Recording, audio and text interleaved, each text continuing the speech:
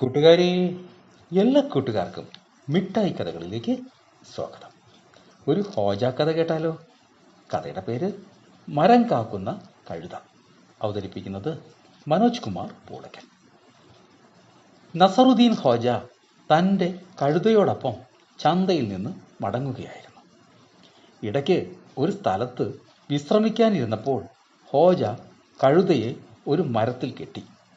എന്നിട്ട് കഴുതയുടെ ചെവിയിൽ എന്തോ പറഞ്ഞു. ഇത് കണ്ടുകൊണ്ട് വന്ന ഒരാൾ കാര്യം ചോദിച്ചു.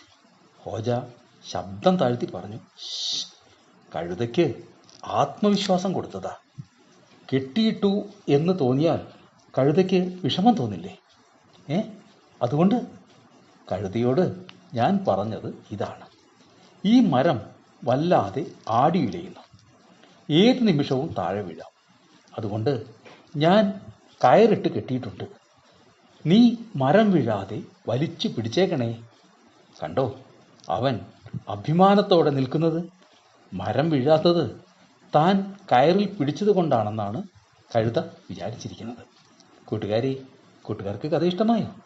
എങ്കിൽ പുതിയൊരു കഥയുമായി നമുക്ക് നാളെ കാണാം. എല്ലാവർക്കും നല്ലൊരു ദിനം ആശംസിക്കുന്നു. Story uncle.